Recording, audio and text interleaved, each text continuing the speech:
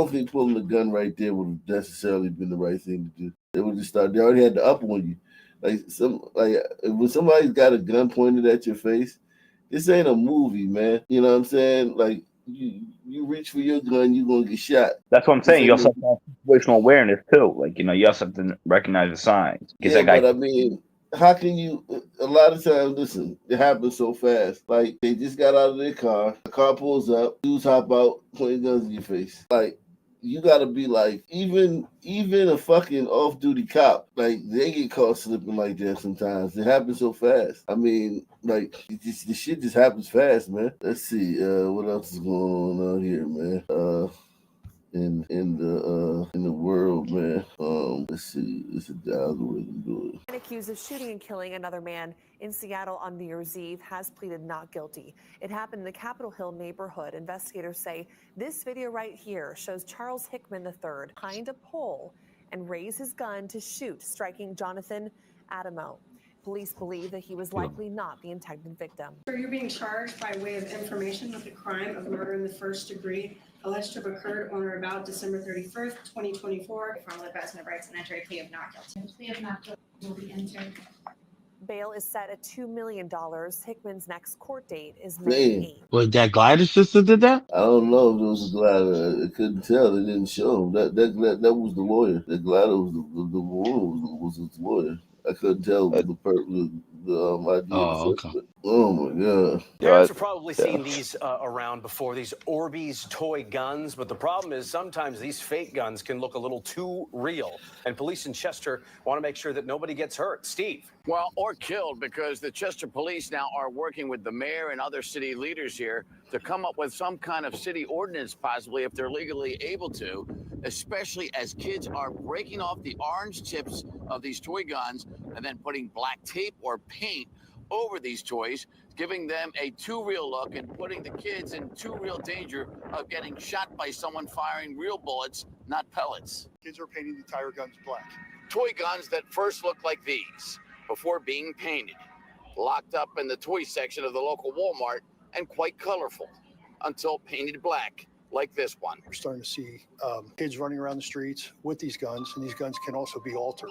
You take the orange front tip off, you paint it black, and it looks like a real gun. The Chester Police Department is looking at legal remedies now for a growing potential danger to those playing with these painted black Orbeez toy guns like this one, selling big at Amazon and other store sites, and when painted black to make the toy gun that shoots water beads and gel pellets look like a real gun.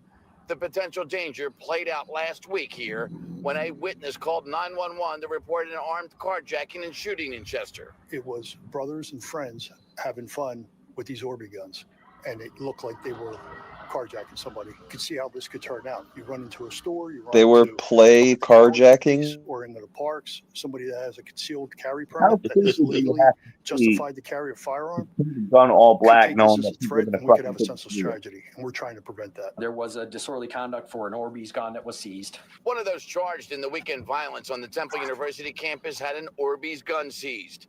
Temple police say they've been seizing several of those lately. We've been seeing a good number of them recently. They're fake guns that shoot water pellets, kind of. But if they're shot at close range, they could cause injury. And also, there's the obvious issue of and concern of someone mistaking it for a real gun, whether it be a police officer or another citizen. We're going to start taking action on them, and we're waiting for some more legal guidance, what we can do and what we can't do with them. We don't want a senseless tragedy. Check your children's rooms, check their backpacks.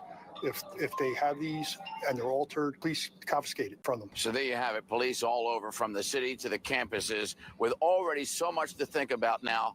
Also have to be concerned about responding to a call someday with someone thinking they're seeing somebody else firing a real gun and then getting to that scene with just those split seconds to decide and maybe not be able to get close enough to see if it's a gun or a fake gun or a toy gun.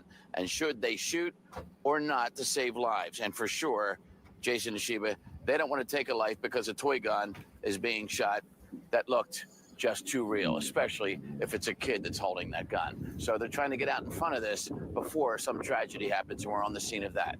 That's a good job by Chester police there to like Tamir Rice. Get the word out. That's what I was going to say. They even link Tamir Rice Like, the cops will literally shoot a kid if they think you're holding a gun, a real gun. And these guys are still paying so fucking stupid. Well, they don't mind the little son kids running around with the guns, the fake guns. Because then if one of them gets shot, they get to do their thing. Yeah. What do you mean? They get to burn the city down. Oh, yeah, true. They get a big payout and all that other stuff. That's true.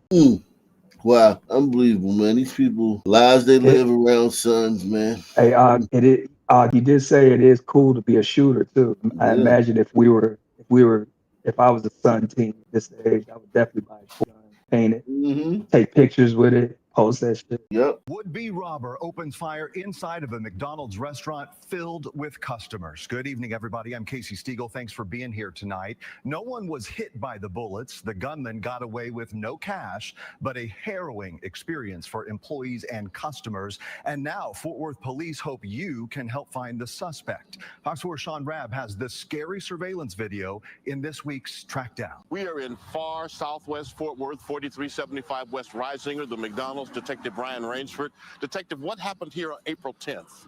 On Thursday, April 10th at about 9 o'clock, a male walked into the McDonald's, immediately produced a handgun, pointed it right at the head of the clerk behind the counter and demanded money.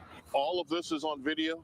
All of this was caught on video from multiple cameras. The clerk was terrified. There were probably a dozen at least witnesses, customers inside the store who began running and trying to get out of the line of whatever fire. The victim was in fear of his life such that he couldn't open the cash register. Understandably. The suspect then fired a round at the victim's head from about 6 feet away.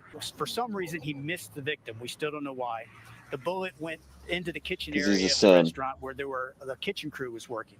The kitchen crew had just seen the robbery start, and they escaped from the store. Do we ever see all or part of his That's face? definitely his We son. see part of his face. That's definitely his son. The demeanor, the way he holds the gun. Yeah. The way this is 1000% his son. You could see by skin tone. Yeah.